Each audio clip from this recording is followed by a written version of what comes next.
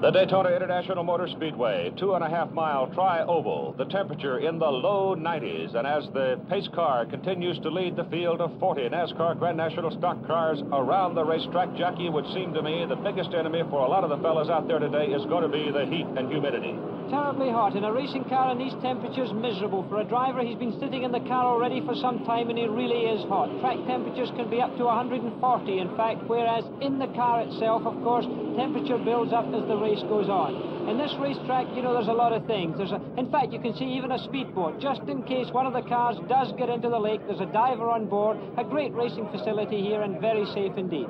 Now let's set the first 5 rows for you as the field continues to follow the pace car. David Pearson, number 21 inside. Bobby Allison outside. Donnie Allison, car number 88. And Charlie Glotzback driving car number 90. In the third row, it's Buddy Baker in car number 15 and Richard Petty in car number 43. In the fourth row, Bobby Isaac, number 28. Cale Yarborough, number 11. Number 35 is Dan Daughtry, and number 50 is A.J. Foyt. As they come down out of turn number 4, the pace car is pulling out of the way. And the field begins to get on it, and here we go with the Firecracker 400 for 1974. Coming through the tri-oval, the dogleg in the back, coming in towards the tri-oval, and the cars are away in a very nice tight pack for this first lap. Very well-behaved field as through they go with the dust flying in towards turn 1. And in turn number 1, it is Bobby Allison. Car number 16, the Matador, jumping into the lead. Watch car number 88 moving up alongside David Pearson. Donnie Allison moving inside. He's bidding for second place, and following in his draft is Buddy Baker in car number 15. Bobby Allison has the lead. Donnie Allison takes second place. Buddy Baker follows him, running right alongside. Here comes Cale Yarborough, moving inside of Baker, making a bid for leadership. But Donnie Allison passes Bobby Allison. And here comes Buddy Baker, picking up Donnie Allison's draft, and he moves into second place. Baker bidding for the lead now as he moves up alongside Donnie Allison. They come sweeping down out of turn number 4. It's Baker holding the lead by just a few feet, and here comes Bobby on the inside, and he takes the lead. Right there on the low side of the speedway, almost on the flat of the speedway and on the banking as well. Very tough in the car, but what a pass. As he goes into turn 1, he's got the lead. The American Motors Matador really taking it out there with Buddy Baker right behind him. Buddy Baker driving that white car, number 15, running right alongside and bidding for the lead, and coming down the straight, he is going to get the lead. David Pearson running low up near the wall. That red car on the left, that's Cale Yarborough, but Buddy Baker has gone into the lead. They're in turn 4, they're high in turn 4, the Matador right behind Buddy Baker, and the third car is A.J. Foyt. Come right up. What a start from A.J. Foyt. He's come into third position. This is something we didn't really expect this early in the race from A.J. Buddy Baker having been relatively inactive through the first half of the NASCAR Grand National Racing season, but he's got Bud Moore's car out there in front right now. And A.J. Foyt has moved right in behind Bobby Allison. Donnie Allison and David Pearson very much in the competition for the leadership as well. But car number 50, A.J. Foyt came from the number 10 spot and is sitting number 3 right now. And Foyt in the draft of Bobby Allison whips out, moves alongside of Bobby. He's making a run now at Buddy Baker, going into turn number 3. A.J. down low, and Baker is going to let it drift towards the top of the wall. That's where Buddy likes to run. A.J. can't hold it. He goes drifting up there as well. He's right in the slipstream. He's in the slipstream of Buddy Baker. He must be lining him up for a pass here as they come down to the dogleg again, to the start-finishing line, and he's right in behind. 4 cars really glued together. And he's trying to make a pass. He's trying to get through. A.J. Foyt's trying to make the lead, and in fact, I think he's passed. He's gone through, and A.J. Foyt's in the lead of this motor race. But Buddy Baker's still high. He's in the groove. He's in the best place as he overtakes once again. What a motor race right at the start of this 400-mile race. Buddy Baker fights him off and holds on to the lead as they scream down the back straight. Here comes Bobby Allison, car number 16, moving up and passing A.J. Foyt. He's going for the lead again as we continually shift leaders here in the early going of the Firecracker 400. And Bobby Allison is going to get the lead. I don't think Buddy Baker's going to be able to hold him off, and he is not. So it is Bobby Allison back into the lead as the field comes down out of turn number 4. And what we have here is about a 10-car draft. Bobby Allison on the red, white, and blue Matador, followed by the white car with blue letterings of Buddy Baker. Then 2 blue and gold cars, exactly, Donnie Allison and A.J. Foyt, and Donnie's down low, getting alongside A.J. Foyt in the similar-colored car as he takes into third place. Donnie Allison now in third place. Donnie Allison's people preparing the car, and it's being run out of Allison's garage, the one that A.J. Foyt is driving. And again, Cale Yarborough gets awful tight on that wall coming out of the turn. But the leader, we got a car on the wall, and it's car number 61, Johnny Rutherford. So Johnny Rutherford, the Indy 500 winner, is on the wall and out of the race, and miraculously he gets that car down and out of the way, and nobody else was involved. Great piece of driving. Yes, the emergency crews head for the car, but I think everything's okay. I think Johnny Rutherford's fine. I see him moving around in the race car. He's undoing his seat belts, as you can see right now. He's okay. He's perfectly fine. But what a disappointment for him. Indy 500 winner, and so often the case. What happens after a great win like that? The race continues, of course, under the yellow. During the yellow light, we had some changes up front. David Pearson, car number 21, back into the lead. Bobby Allison, car number 16, is second. Richard Petty in car number 43 is running in third place right now. Tightly bunched it is Bobby Allison, car number 88, fourth. And Buddy Baker in car number 15 is running a five-car draft, screaming along right now. David Pearson right high on the banking as they go into that back straight, the long straight. You can see the Matadors catching up, the Matadors passing. In fact, the red, white Matadors taking the lead. Richard Petty's following him through. Donnie Allison there, he's trying to make a pass. My goodness, David Pearson is being passed by 3 cars within just a very short distance. Richard Petty following Allison, Petty in a Dodge. Donnie Allison in a Chevy. Buddy Baker closing right in behind. The Mercury driven by David Pearson now, and Buddy is driving a Ford. But it's Petty right on the bumper of Allison, and the Firecracker 400, remember, is the one major race that Richard Petty has never been able to win in Grand National competition. This must make him very happy indeed to be high up here, and it must really make the fans happy because he's such a big favorite. Richard Petty now in second position, right behind Bobby Allison in the Matador. The temperature on the racetrack right about 140 degrees, and we've got a car spinning, coming down out of the turn, going sideways. Nobody else involved. It is number 57. That's Bob Burcham from Rossville, Georgia. So he gets it down off the racetrack and out of the way, and the yellow light comes on. And while the yellow is out here and everybody starts heading for the pits again, let's take a look at Daytona with Jackie. Daytona's a 2.5-mile tri-oval, 31 degrees of banking and 1, 2, 3, and 4 corners. 60,000 people here today. It's a super speedway. Lots of drafting and passing on the back straight and on the front straight. And under the yellow, everybody headed down pit road. Richard Petty, first of the leaders to hit his pit. Bobby Allison stopping there in his pit. David Pearson, Cale Yarborough, Buddy Baker, they're all down at the other end. Donnie Allison's in his pit. You see that Cale Yarborough's car number 11 is already flat down. Tires have been put on it. Fuel is aboard. He is the first of the front runners to get out. Here comes Richard Petty streaming down pit road. He's out in a hurry. And as we come back to the action here at the Daytona International Motor Speedway, the green flag is out, and it's Richard Petty holding the lead with Donnie Allison, car number 88, right behind him, followed by Cale Yarborough, Bobby Allison, David Pearson, and Buddy Baker. And here comes Donnie Allison moving down low and bidding for the lead, and he's got it. Donnie Allison goes into the lead, and Cale Yarborough drafts right along behind him. Really close motor racing. The cars almost touched there. I think Cale Yarborough and Richard Petty must have been just inches apart as they're into the high banking with Donnie Allison and the gold and blue car in the lead with number 43, Richard Petty, right up behind him. You can see Petty closing up. There's no driver on the racetrack gets closer to other cars or to the wall than that matter than Richard Petty, number 43, in second position behind Donnie Allison. Donnie Allison having moved his entire racing operation down here just a few hundred yards from this racetrack at Daytona. Cale Yarborough suddenly jumping into contention, but is immediately passed by Bobby Allison. Bobby taking the draft just whipped right by him. So he's been getting a lot of good horsepower performance out of his racing machine today. There's really been first-class drafting going on. Really what you expect to see here at Daytona. They've been drafting all the time. You can see them getting tucked in behind each other, using that slipstream, gaining a lot of speed, both on the banking and on the straight. You can see there's long shot coming out of turn 2. The cars are coming up there, headed by Donnie Allison, and there Bobby Allison comes right out, trying to overtake, getting alongside. As they go into turn 3, you can see the car going underneath there. Number 16, Bobby Allison takes the lead from brother Donnie. Richard Petty continues to run in third place. Running fourth is Cale Yarborough, and Buddy Baker now has moved up into the number 5 spot as David Pearson has dropped back to number 6 position. The 4-car train here going round with the 2 Allison brothers leading the way with Richard Petty up there and, of course, Cale Yarborough sticking in very close. The weather has become a bit more mucky, too. Some heavy clouds have moved in, and there is very imminent possibility of some rain before this race is done. High in the banking, coming off turn 2 again. This high-speed locomotive coming up towards turn 3. Very high speed indeed.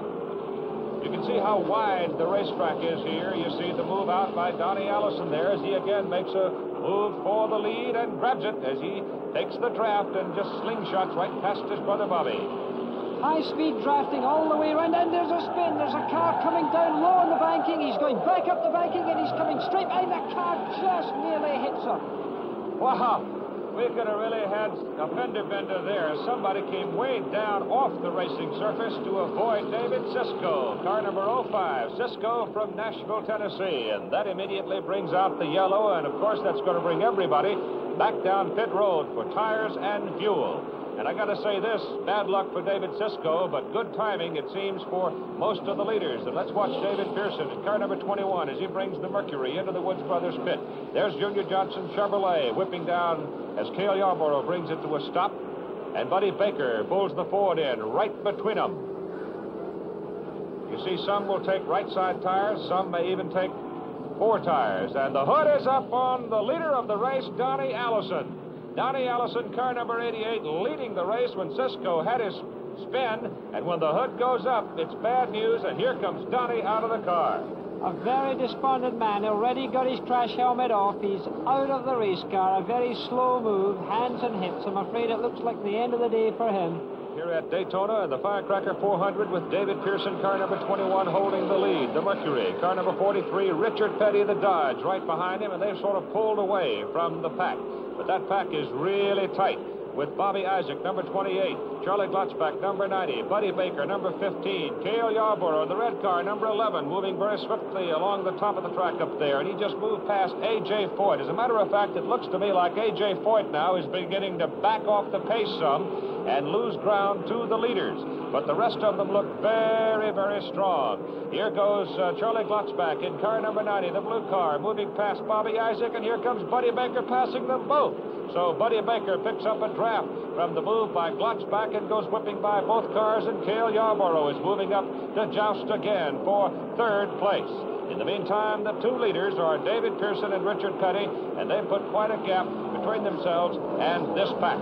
Right now, it's Buddy Baker holding the number 3 position, and here are your 2 leaders, with David Pearson having won 3 times so far this year, and Richard Petty having won 5 times.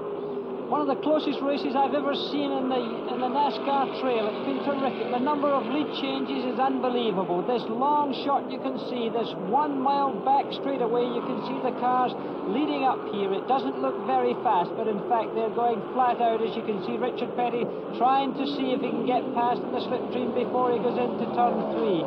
A real big traffic jam there. About 10 cars in that pack that's just going out of the picture.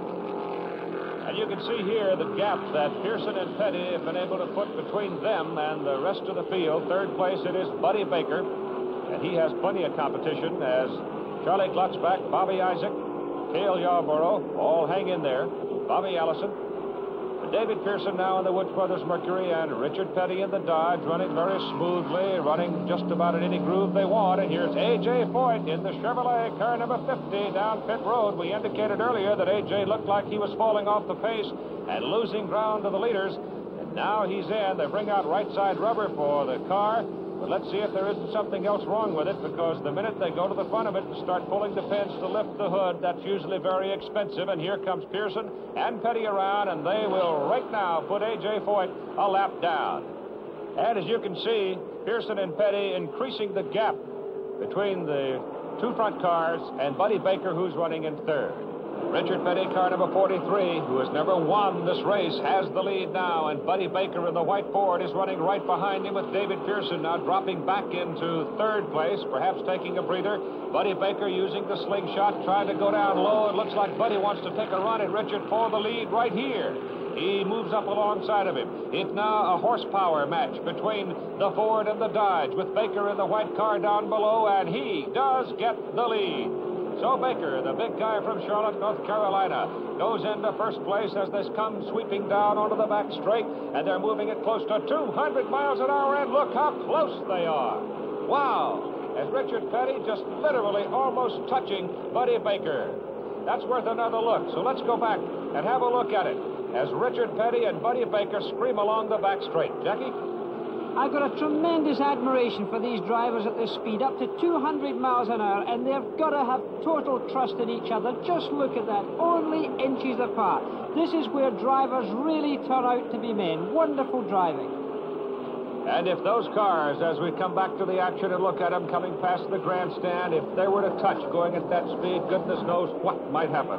The crowd has been up and down all day, and they're up again, watching the battle between Baker and Petty. And now Bobby Allison in car number 16 has moved back into a contending posture, and it is Richard Petty exercising the draft now, and he slingshots back into the lead, taking the low groove as Baker will drift toward the top. And now watch Petty's car under the centrifugal force in this tremendous speed go drifting through the turn and up toward the top as they come back down onto the straight. And the Matador with Bobby Allison has moved back into a contending position again. And Bobby is beginning to get in position to make another move. He's going to go to the right side of Baker, and he does go by him. It just looks to me as if Bobby Allison, in fact, been having a little bit of a rest. He hasn't been up the front just for a few laps. It looks as if he's had a breather, and now he's in a position to attack again, just to make sure that everybody realizes that this Matador has the opportunity of winning a motor race. This is, of course, where you see a totally experienced driver. Richard Petty obviously recognizing that that was not the moment to charge. A very mature driver indeed, with so much experience. This is what you can... And there's a car with smoke coming out of it. Charlie Glotzbach coming down off turn 2 onto the back straight. Obviously an engine's gone wrong. Coasting to a stop. I'm afraid that's the end of his day as well. And that will bring on the caution light as Charlie Glotzbach will try to coast it around into the garage and get it out of the way. Charlie gone for the day. The Matador is closing up again on David Pearson on the banking, high up in the banking. Look how high they're on the banking. Now, wait a minute, there's something wrong with Petty. He's fallen right back. He's fallen right behind Buddy Baker. He's coming off number 4. He must be going into the pits. He's gone very low. This is a big disappointment. He's on the green on the track. This means he's going to be very expensive in time. Richard Petty coming in. What can be the trouble? He's got a flat tire, Jackie. The right front tire gone flat on him. Apparently run over something out there on the racetrack and cut it. They'll put new rubber at both wheels on the right side. He'll take on fuel. They scrub him down, give him a drink of water. A couple of things to consider now. Richard Petty, sitting here, does not want to be lapped by the leaders because they're now going down the back straight. But the most important thing for Richard is he may be having his chances to win a Firecracker expire right here as Bobby Allison goes past David Pearson. Because even if Petty is able to get out without being lapped, he still must have the element of luck, a caution light that would enable him to close up. If he does not get the yellow light here in the late stages of this race, he will literally have no chance to win it. But he is going to avoid being lapped as he gets out down pit road, and he will be running in the same lap with the leaders. The running order: Bobby Allison, David Pearson, Cale Yarborough, Richard Petty, and Buddy Baker. And Allison drops off the pace. He's headed for the pits under the green to take on tires and fuel. That moves David Pearson into the lead. Now, Buddy Baker, running right behind David Pearson right there, is a lap down to Pearson. He was also a lap down to Allison, but with Bobby pulling in under the green, Buddy Baker has been unable to unlap himself against Allison. He must still do it against David Pearson, but surely Pearson must be facing a pit stop soon. Buddy Baker having lost the lap to the leaders because of a pit stop under the green. And as the Roger Penske crew struggles with Bobby Allison's car, it seems to be taking a little longer than normal, Jackie. This looks like a lengthy pit stop, but certainly now he's accelerating out the pit lane. He's got a lot of power on there as you see the car sliding out and snaking up the pit lane so that Bobby Allison can get back into the race in number 16. All right, David Pearson is the leader. He is due for a pit stop. And here comes the sign for David Pearson. So that means as Pearson comes down pit road, Buddy Baker is back on the same lap with the leaders. Yes, the Wood brothers, obviously one of the finest pit crews in the business, about to attack David Pearson's car. This is one of the artful moves of motor racing to get the Wood brothers to work for you. I wish we could have them in Europe. They are absolutely fantastic, the finest in the world. It looks so relaxed, but look how efficient they are. All right, Cale Yarborough, right at this particular moment, is the leader on the racetrack, but he is also due for a pit stop as David Pearson comes out, and here comes Yarborough down pit road. Now, this, for the moment, will put Richard Petty into the lead. But Petty, remember, is almost a full lap down to the leaders. And Petty still needs that yellow light to be able to close it up and have a real run in the race that he has never won. But Cale Yarborough has not been a prime factor in the race up until this point, and suddenly here is the big, strong guy from Timminsville, South Carolina. He's back on the racetrack and running. Cale Yarborough obviously got to be considered for this race, but Richard Petty, there he is in car number 43. He's racing round, but he's got to rely on something changing in the pace of this race before he can win it, because he's going to have to come into the pits for fuel. The others are well equipped, but here you see Buddy Baker in car number 15, the white car with the blue lettering, followed by Cale Yarborough in number 11. Actually, Yarborough at this point is in front of Baker. Baker is fighting now to keep Yarborough from slipping past him and lapping him again. So Baker now out there on the racetrack, running well but struggling, trying to hold Cale Yarborough back. Cale gets by him. He's going to put Buddy a lap down. Meantime, we're watching to see what happens with Richard Petty, as whether luck is going to hold for him. It held for him in the Daytona 500, which you saw earlier this year on ABC. And who knows? Racing luck is a very elusive and fickle thing, and you never know what's going to happen. These two drivers are two of the finest drivers in the business. The man in the white car, Buddy Baker, really smooth, a big, strong giant of a man, but in fact a very gentle man. And of course the one behind him, Cale Yarborough, he's won 6 races so far this year, and they're passing the Matador. It's going much too slow. They've passed it much too quickly, and here's a car blowing a tire.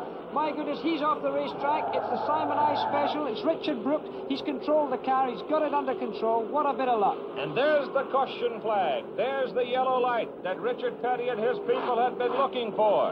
That will give him a chance to close up. It'll give him a chance to get into the pits and take on the necessary fuel to finish the race. So suddenly, for Richard Petty, Richard Brooks is the savior.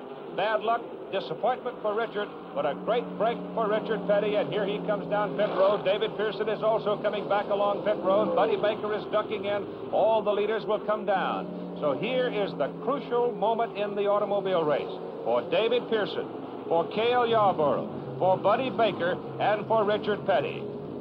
Richard Petty chasing David Pearson. Pearson 21, Petty 43. There could be no better competition out there right now than these two men. The great giants, in fact, of NASCAR racing, and the fact the crowd themselves are on their feet, because these two men must be the favorites down here at Daytona. Got a struggle going for third place between Buddy Baker and Cale Yarborough, but they're now well back of the Pearson-Petty fight. There's that battle right there, with Baker holding third right now and Cale running in the number 4 position. The fight is up in front as David Pearson continues to lead Richard Petty. Here's the fight continuing for third place between Buddy Baker and Cale Yarborough, and that relationship there to show you how far in front of the third place fight are these two fine racing drivers, Pearson and Petty. Well, I tell you, Jackie, this is a time where you just really have to discipline yourself and just hang in there. Yes, the trouble is, though, there are no rookies in this motor race at this time. All of the men up there, the first two and then, of course, the two behind them are totally experienced drivers. There's not going to be any messing around. There's no rookie going to drop a mistake close to the end. And these men now must be psychologically negotiating what's going to happen in the last few laps of this tremendous race. I've never seen a race where there's been so much passing, so much lead changing. It's been one of the most fantastic motor races I think that NASCAR have ever seen before, Keith. You also might note that it appears at this particular moment there's nobody else on the racetrack. Obviously, we are focused totally on this fight for the lead. But everybody else on the racetrack is running in that low groove when the leaders come around. They are paying particular attention to it, and they are staying out of the way. All cars fueled with fresh rubber and will go the rest of the way, full bore. One other thing, you can see the heat rising in the racetrack here. Driver fatigue has to play a big part in it at this time, and this the drivers are very aware of. But these men, as I said before, are really wise to it all. They're not going to make any foolish errors. It is still David Pearson leading Richard Petty, and they're in the final 2 laps of the race. This is unbelievable to see these cars this close, particularly these two men, because the crowd must be on their toes at this time to see Pearson and Petty going this way. What can possibly happen in this very last lap that's just coming up? Not to mention the third and fourth battle. Right, coming down out of turn number 4, coming down past the start-finish line. And Pearson backs off for Petty. Something wrong with Pearson. Petty takes the lead. And Pearson backed off of it. It looks almost as he ran out of petrol or something. I've never seen anything like this happen before. It could be very bad luck for him, but my goodness, what an advantage. Richard Petty. The crowd are absolutely on their feet and yelling. Richard Petty's got an enormous advantage. 300 or 400 yards, it looks like, on that back straightaway down there at almost 200 miles an hour. And there is David Pearson falling back on this very last lap of this fantastic race, but he seems to be closing up, Keith. To have stopped so suddenly, to have suddenly slowed up like that, makes me think, though, Jackie, he backed off on purpose because obviously he's still got horsepower, and he's now closed it right in behind Richard Petty as they turn and come for home. Can Pearson slingshot him as he comes down low? Petty may run him into the fence, and it's going to be Pearson winning it. An incredible, daring move, and it paid off for David Pearson. And the fight goes on now between Buddy Baker in the white Ford and Cale Yarborough in the red Chevrolet as they struggle around the turn heading for the finish line. They're fighting for third place. They're fighting for valuable points. They're fighting for money. They're fighting for pride. Here they come toward the finish line side by side, door handle to door handle. I don't know who's third. Absolutely impossible for the naked eye to determine. Official finishing order. David Pearson first, Richard Petty second, Buddy Baker, Cale Yarborough dead heat the third, Bobby Allison fifth. David Pearson headed for victory lane, and let's go back to the finish and have another look at one of the greatest finishes I've ever seen. As they turned down off turn 4, it became obvious David Pearson had the edge in horsepower. The question was, could Richard Petty hold him off? And right here we got our answer, as Pearson literally came to the very edge of the racetrack to slingshot Richard Petty and take the victory by the margin of 1 car length. Now let's go down to victory lane. Well, you're a crotchety old grandpa, David. I'll tell you, that finish was something else. Well, Chris, I knew that if I let him stay behind me, that he would draft me and beat me, so I just backed off right there at the last at the white flag and let him go on by, then I got him back, coming off the 4. You know, David, I've never seen a driver so in control of the situation as you were. Didn't you have any doubts at all that you'd win? Well, oh, yeah, I was all the time. I really didn't know for sure where I could get him back or not. In fact, I like to slow it up a little too much when I let him go by me. Well, if Richard had done that to you, would you feel a little insulted? Well, if he'd done that to me, I'd have backed off and stayed right behind him. Richard, what a finish. What exactly happened? Well, we got to the start-finish line in the last lap, and he let off on it and let me get about 300 yards ahead, and he had enough horsepower that even going down the backstretch, he had to sort of feather out of it to keep the passing me going in the corner over there so that he could make a spectacular coming off the corner, and that's just how simple it is. Now, when he came off the power, what did you think? Do you think that something had gone wrong? What was your immediate reaction? When I was right behind him and being he let off all the way, if he'd have feathered out of it, then I would have, figured what he was doing. But when he went all the way off on it, then it kind of scared me because I like to run over. I wasn't expecting him to run off on it, and it was really a dangerous move from that standpoint. So you really did get a big surprise. Yeah, really. I had to jerk the car around, and I got a little bit out of shape, really, to jerk it around and miss him. And it was just one of them things that I think that is awful obvious for him to do something like that just to show how much faster he was than the rest of us.